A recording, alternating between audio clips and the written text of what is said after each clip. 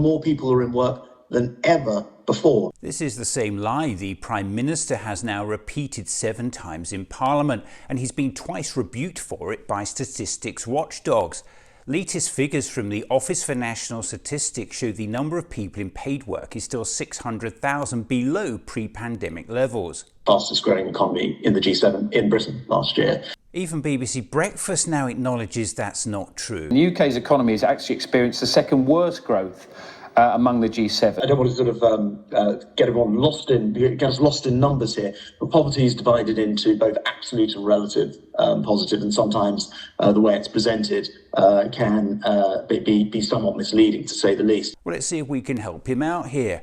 Even before the pandemic, 4.3 million children were living in poverty in the UK. That's up 200,000 from the previous year, and it's up 500,000 over the past 5 years.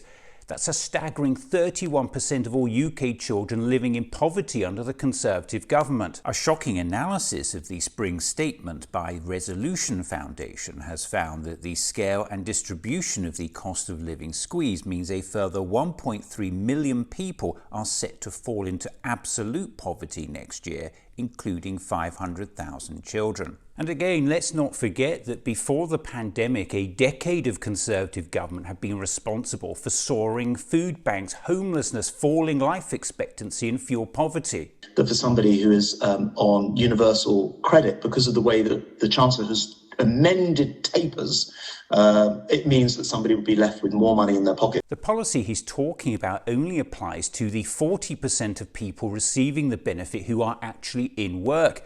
It won't make a blind bit of difference to the remaining 60%. That's 5.3 million claimants who aren't in work. The way that he's amended national insurance also means that people will end up with more money in their pocket. Even Larry the Cat knows that what the Chancellor is trumpeting as a tax cut is in reality a partial reversal of a massive tax hike. For millions of workers, any saving will be cancelled out by a massive £12 billion hike in national insurance. Under the Conservatives, Britain is still facing the highest tax burden in 70 years.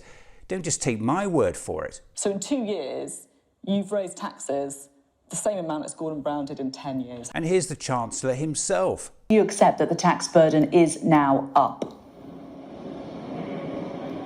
Yes.